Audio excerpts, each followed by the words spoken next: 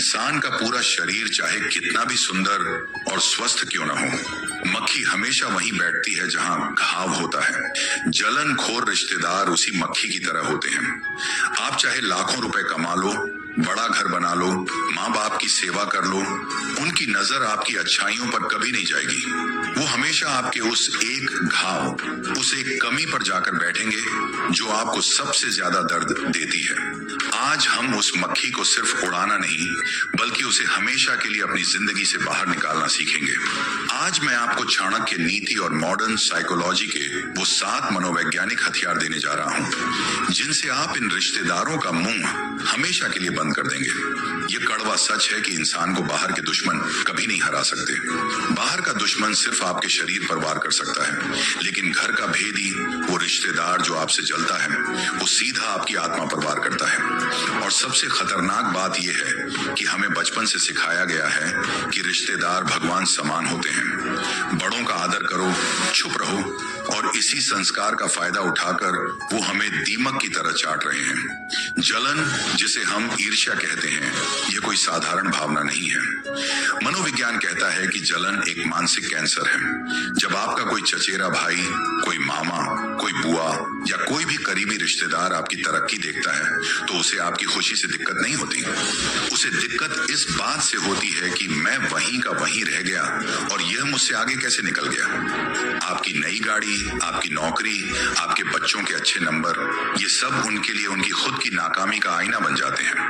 और जब इंसान को अपनी नाकामी बर्दाश्त नहीं होती, तो वो आपको नीचे गिराने की कोशिश करता है। लेकिन अब और नहीं। आज हम रक्षात्मक नहीं खेलेंगे, आज हम आक्रामक खेलेंगे। आज मैं आपको चाणक्य नीति और मॉडर्न साइकोलॉजी का वो मिश्रण देने जा रहा हूं, जिसे अगर आपने समझ लिया तो वो रिश्तेदार जल जल कर खाक हो जाएंगे, लेकिन आपका बाल भी बांका नहीं होगा। तो दिल थाम कर बैठिए, क्योंकि पहला मनोवैज्ञानिक हथियार ही उनकी नींद उड़ाने के लिए काफी है। पहला मनोवैज्ञानिक हथियार, प्रतिक्रिया का अभाव, the power of zero reaction. सबसे पहली और सबसे बड़ी गलती जो हम करते हैं, हम रिएक्ट करते हैं, हम जवाब देते हैं। मान लीजिए शादी का माहौल है, सब खुश हैं, तभी एक रिश्तेदार आता है और सबके सामने जोर से कहता है, अरे बेटा, सुना है तुम्हारी नौकरी छूट गई, अब क्या करोगे? या फिर, अरे तुम्हारी उम्र तो निकलती जा रही है, शादी क्यों नहीं हो रही, कोई कमी है क्या? उस वक्त आपके अंदर खून खौलता है। आपका मन करता है कि उसे वहीं करारा जवाब दे दें। आप बहस करने लगते हैं, सफाई देने लगते हैं। आप कहते हैं ना, नहीं काका जी, नौकरी छूटी नहीं है, मैंने खुद छोड़ी है बेहतर मौके के लिए। और यहीं आप हार गए। जी हाँ, आप हार गए। क्यों? क्योंकि मनोविज्ञान कहता है कि एक जलनखोर इंसान एनर्जी वैम्पायर होता है। उसे आपकी सफाई नहीं चाहिए, उसे आपकी तिलमिलाहट चाहिए, उसे वो दर्द आपके चेहरे पर देखना था। जब आप गुस्सा होते हैं, बहस करते हैं, तो उसे एक अजीब सा सुकून मिलता है कि चलो, मैंने इसे परेशान कर दिया, मेरा तीर निशाने पर लगा। चाणक्य कहते थे कि अगर कीचड़ में पत्थर फेंकोगे तो कीचड़ तुम्हारे ही कपड़ों पर आएगा। ऐसे लोगों से बहस करना मतलब कीचड़ में पत्थर फेंकना है। तो करना क्या है? आपको इस्तेमाल करना है जीरो रिएक्शन तकनीक। अगली बार जब कोई रिश्तेदार आपको ताना मारे, आपकी कमजोरी पर वार करे, तो उसे जवाब मत दो, गुस्सा मत करो, बस उसकी आंखों में देखो, एक हल्की सी, बहुत रहस्यमयी मुस्कान दो और वहां से ऐसे हट जाओ जैसे उसने कुछ बोला ही नहीं, जैसे वहां कोई कुत्ता भौंका हो और आप आगे बढ़ गए। सोचिए, अगर आप दीवार पर गेंद मारेंगे तो वो वापस आएगी, लेकिन अगर आप हवा में गेंद मारेंगे तो वो वापस नहीं आएगी। आपको दीवार नहीं, हवा बनना है। जब आप जवाब नहीं देते, जब आप उनकी कड़वी बातों पर मुस्कुराकर हम्मा या अच्छा कहकर अपनी चाय पीने लगते हैं, तो उनका दिमाग खराब हो जाता है, वो कंफ्यूज हो जाते हैं। वो सोचेंगे, अरे इसे बुरा क्यों नहीं लगा, क्या मेरी बात में दम नहीं था, या ये मुझसे इतना ऊपर उठ चुका है कि मेरी बातें इसे सुनाई ही नहीं देती। आपकी खामोशी उनकी सबसे बड़ी सजा बन जाएगी। वो घर जाकर पूरी रात नहीं सो पाएंगे। वो खुद से लड़ेंगे कि मैंने उसकी बेइज्जती की, फिर भी वो शांत कैसे था। याद रखिए, जो इंसान अपनी भावनाओं को काबू में रख सकता है, वो दुनिया को काबू में रख सकता है। जब तक आप उनके रिमोट कंट्रोल से चलते रहेंगे, उन्होंने बटन दबाया और आप गुस्सा हो गए, तब तक आप आप गुलाम हैं। जिस दिन आपने रिमोट अपने हाथ में ले लिया उस दिन से उनकी हार शुरू। लेकिन दोस्तों, खामोशी तो सिर्फ एक ढाल है, यह आपको बचाती है। पर क्या आप जानते हैं कि एक तरीका ऐसा भी है जिससे आप बिना कुछ बोले उनके दिमाग में भ्रम पैदा कर सकते हैं? एक ऐसा तरीका जिससे वो यह सोचने पर मजबूर हो जाएंगे कि आप असल में कर क्या रहे हैं। अगर आप सिर्फ चुप रहेंगे तो वो दोबारा हमला करेंगे, लेकिन अगर आपने यह दूसरा तरीका अपना लिया तो वो आपके बारे में सोच सोच कर पागल हो जाएंगे। दूसरा मनोवैज्ञानिक हथियार, धुंध की रणनीति, the strategy of fog. Chanakya ने चंद्रगुप्त से कहा था, अपने शत्रु को कभी यह मत पता चलने दो कि तुम्हारे दिमाग में क्या चल रहा है और तुम्हारी जेब में क्या है। जलनखोर रिश्तेदार जासूस होते हैं। ध्यान से सुनना मेरी बात। वो आपसे और बेटा क्या चल रहा है इसलिए नहीं पूछते क्योंकि उन्हें आपकी परवाह है। वो इसलिए पूछते हैं ताकि वो डेटा इकट्ठा कर सकें। वो जानना चाहते हैं कि आपकी कमाई कितनी है, आपकी पत्नी से लड़ाई हुई या नहीं, आपके बच्चे किस स्कूल में हैं। और हम बेवकूफों की तरह भावुक होकर अपना पूरा बायोडाटा उनके सामने खोल देते हैं। अरे मामा जी, अभी तो बिजनेस में 5 लाख का घाटा हो गया है, या चाची जी, मेरी सास मुझे बहुत परेशान करती है। बस आपने उन्हें बारूद दे दिया। अब वो इस बारूद से आपके खिलाफ धमाका करेंगे। तो दूसरा हथियार है धुंध बन जाओ। धुंध को कोई पकड़ नहीं सकता। धुंध में कुछ साफ दिखाई नहीं देता। जब भी जलनखोर रिश्तेदार आपसे आपकी पर्सनल लाइफ के बारे में पूछें तो गोलमोल जवाब देना सीखो। अगर वो पूछें, बेटा कमाई कितनी हो जाती है, तो यह मत बताओ 50,000 या 1 लाख, बल्कि कहो, बस काका जी, भगवान की कृपा है, दाल रोटी चल रही है, आप लोगों का आशीर्वाद है। अगर वो पूछें आगे का क्या प्लान है, तो कहो, बस अभी तो देख रहे हैं, समय बताएगा। इसे मनोविज्ञान में ग्रे रॉक मेथड कहते हैं, यानी एक पत्थर की तरह बन जाओ, बोरिंग और बेजान। उन्हें कोई मसाला मत दो। जब उन्हें आपकी जिंदगी से कोई खबर, कोई ड्रामा, कोई मसालेदार बात नहीं मिलेगी तो उनकी दिलचस्पी आप में खत्म हो जाएगी। वो किसी और शिकार को ढूंढने निकल जाएंगे। याद रखना, आपकी जानकारी ही उनकी ताकत है। जिस दिन आपने जानकारी देना बंद कर दिया उस दिन वो निहत्थे हो जाएंगे। खुद को एक बंद किताब बना लो। वो कवर पेज देख सकते हैं, लेकिन अंदर के पन्ने पढ़ने की इजाजत सिर्फ उन लोगों को होनी चाहिए जो वाकई में आपके शुभ चिंतक हैं। लेकिन रुकिए, अभी तो असली खेल शुरू हुआ है। खामोशी और धुंध तो ठीक है, लेकिन क्या होगा जब वो सीधे आपकी इज्जत पर हाथ डालेंगे? क्या होगा जब वो भरी महफिल में आपको नीचा दिखाने के लिए आपकी किसी पुरानी गलती को उछालेंगे? तब आप चुप नहीं रह सकते। तब आपको एक ऐसा दांव खेलना होगा जो सांप के मुंह से जहर की थैली ही निकाल ले। अगला तरीका इतना खतरनाक और इतना प्रभावी है कि सामने वाला रिश्तेदार शर्म से पानी पानी हो जाएगा, और वो भी बिना आपके एक अपशब्द बोले। क्या आप उस जादुई आईने के बारे में जानने के लिए तैयार हैं जो उनकी बदसूरती उन्हीं को दिखा देगा? तीसरा मनोवैज्ञानिक हथियार, सहमति का वार, द आर्ट ऑफ अग्रीइंग। जी हाँ, वो जादुई आईना है, सहमति का वार। ये सुनने में अजीब लग सकता है, लेकिन यह मनोविज्ञान का सबसे घातक दांव है। जापानी मार्शल आर्ट्स में एक तकनीक होती है जिसे आइकिडो कहते हैं। इसमें जब दुश्मन आप पर हमला करता है तो आप उसे रोकते नहीं हैं, बल्कि उसकी ताकत का इस्तेमाल उसी के खिलाफ करते हैं। ठीक यही काम आपको अपने जलनखोर रिश्तेदारों के साथ करना है। अक्सर रिश्तेदार हमें नीचा दिखाने के लिए हमारी कमियों पर हमला करते हैं। अरे तुम्हारा वजन कितना बढ़ गया है, या अरे तुम तो बहुत सांवले हो गए हो, या तुमसे यह परीक्षा पास नहीं होगी। वो उम्मीद करते हैं कि आप बुरा मानेंगे, आप बचाव करेंगे, आप कहेंगे नहीं नहीं मैं तो जिम जा रहा हूं, या मैं पूरी कोशिश कर रहा हूं। लेकिन आपको यह नहीं करना है, आपको उनकी बात से सहमत हो जाना है। अगली बार अगर कोई कहे तुमसे नहीं हो पाएगा तो मुस्कुरा कर कहिए, आप बिल्कुल सही कह रहे हैं मामा जी, मुझे भी कभी कभी लगता है कि मुझसे नहीं हो पाएगा। आपकी पारखी नजर कमाल की है। सोचिए क्या हुआ, आपने उनसे लड़ने की बजाय उनके हाथ से हथियार ही छीन लिया। वो रस्सी खींच रहे थे और आपने रस्सी छोड़ दी। वो धड़ाम से गिरेंगे। जब आप अपनी कमी स्वीकार कर लेते हैं, चाहे सच में हो या झूठ में, तो उनके पास वार करने के लिए कुछ बचता ही नहीं। वो आपको नीचा दिखाना चाहते थे, लेकिन आपने खुद ही झुककर उनका वार खाली कर दिया। यह उन्हें मानसिक रूप से निशस्त्र कर देता है। वो कंफ्यूज हो जाएंगे कि अब मैं क्या बोलूं। इसने तो मान लिया और वहीं उनका खेल खत्म। चाणक्य कहते थे कि शक्तिशाली शत्रु को विनय से और दुष्ट को उसकी ही बात मानकर मूर्ख बनाया जा सकता है। लेकिन दोस्तों, कभी कभी सहमति काफी नहीं होती। कुछ रिश्तेदार इतने जहरीले होते हैं कि वो सहमति को भी आपकी हार मान लेते हैं। ऐसे में आपको एक कदम आगे बढ़ना होगा। आपको उन्हें एक ऐसे जाल में फंसाना होगा जहां वो तड़पते रहें लेकिन बाहर ना निकल सकें। ये जाल है अत्यधिक विनम्रता का जाल। चौथा, मनोवैज्ञानिक हथियार अत्यधिक विनम्रता। Kill them with kindness. Mahatma Gandhi ने कहा था कि अगर कोई एक गाल पर थप्पड़ मारे तो दूसरा गाल आगे कर दो, लेकिन चाणक्य नीति कहती है कि अगर कोई जहर दे तो उसे इतनी मिठाई खिलाओ कि उसे खुद पर शर्म आ जाए, या कम से कम देखने वालों की नजर में वो विलेन बन जाए। इसे अंग्रेजी में कहते हैं किल देम विथ काइंडनेस। मान लीजिए एक पारिवारिक समारोह है, वहां 100 लोग हैं।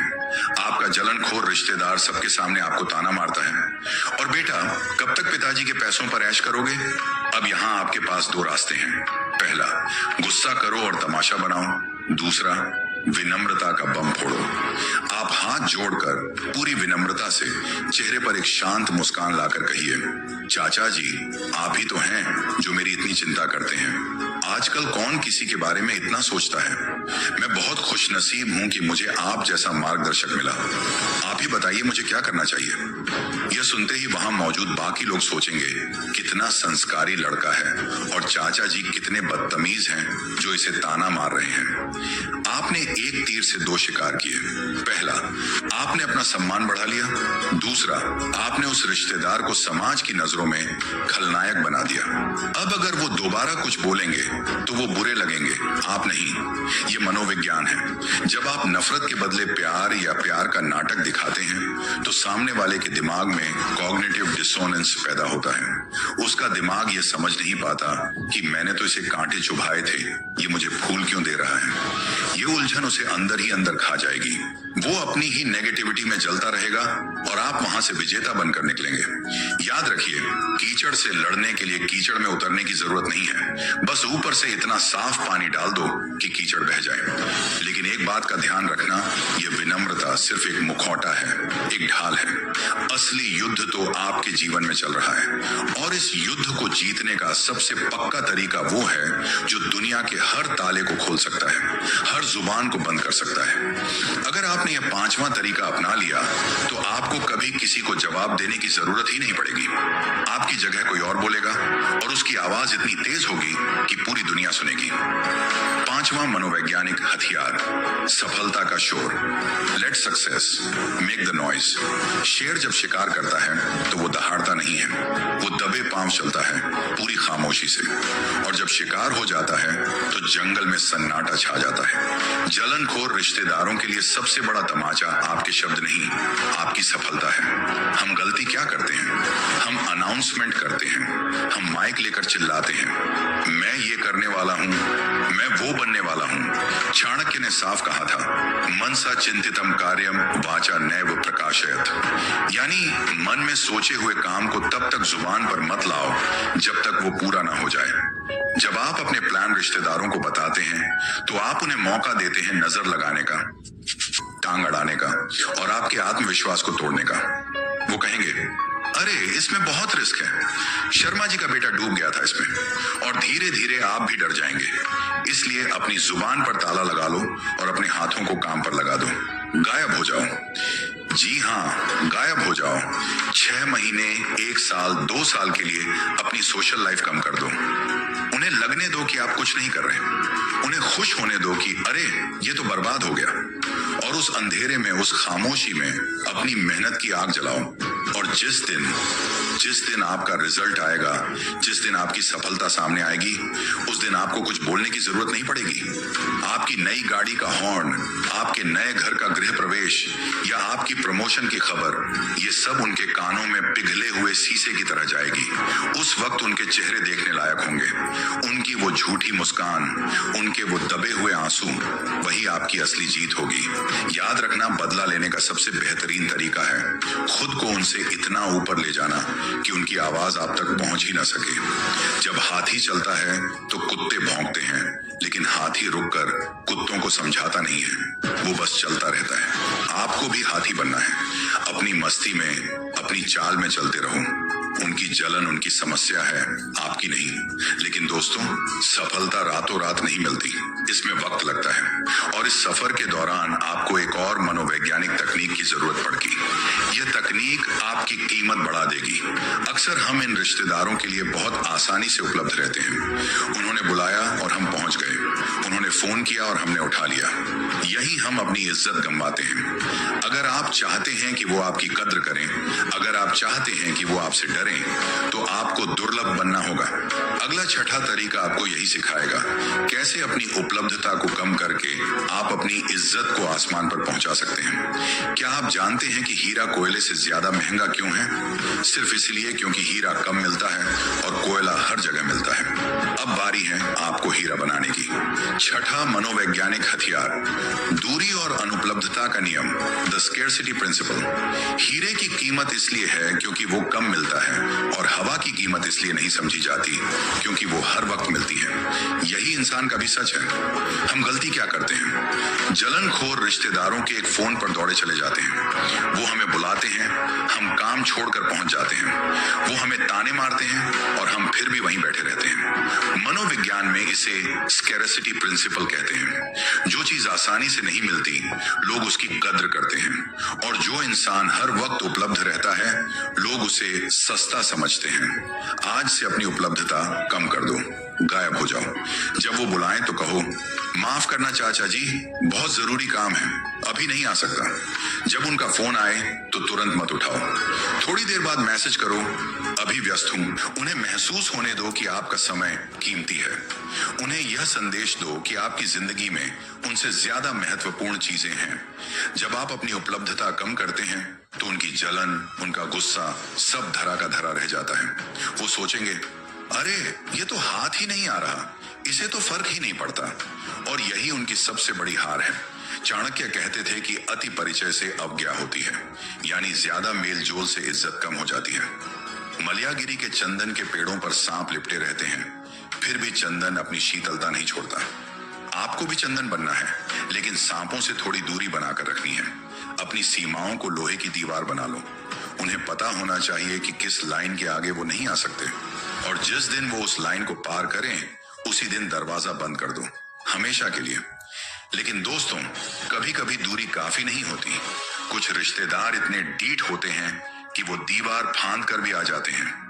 वो आपके शांत स्वभाव को आपकी कमजोरी समझ लेते हैं। ऐसे में आपको आखिरी और सबसे खतरनाक हथियार इस्तेमाल करना होगा। यह हथियार है आईना दिखाना। सातवां मनोवैज्ञानिक हथियार, दर्पण तकनीक, द मिरर इफेक्ट। न्यूटन का तीसरा नियम कहता है, हर क्रिया की बराबर और विपरीत प्रतिक्रिया होती है। कभी कभी आपको न्यूटन बनना पड़ता है। अगर कोई रिश्तेदार हद पार कर दे, अगर वो आपकी बर्दाश्त की सीमा तोड़ दे, तो आपको वही करना है जो वो कर रहे हैं, लेकिन बहुत ही शालीनता से। इसे मिररिंग कहते हैं। जैसा वो व्यवहार करें, वैसा ही व्यवहार आप भी करो। अगर वो ताना मारें, अरे बेटा तुम्हारी नौकरी तो बहुत छोटी है, तो आप भी मुस्कुराकर कहिए, हाँ चाचा जी छोटी है, लेकिन कम से कम मुझे रात को सुकून की नींद तो आती है। वैसे आपके बेटे का बड़ा बिजनेस कैसा चल रहा है? सुना है काफी तनाव में है। अगर वो आपकी शक्ल सूरत पर कमेंट करें, अरे तुम तो बहुत मोटे हो गए हो, तो आप कहिए, हाँ बुआ जी थोड़ा हो गया हूं। वैसे आजकल आप भी अपनी सेहत का ध्यान नहीं रख रही। चेहरे पर काफी झुर्रियां आ गई हैं। उम्र का तकाजा है शायद। ध्यान रहे, आपको बदतमीजी नहीं करनी है, आपको सिर्फ सच बोलना है, वही कड़वा सच जो वो आपको सुनाते हैं।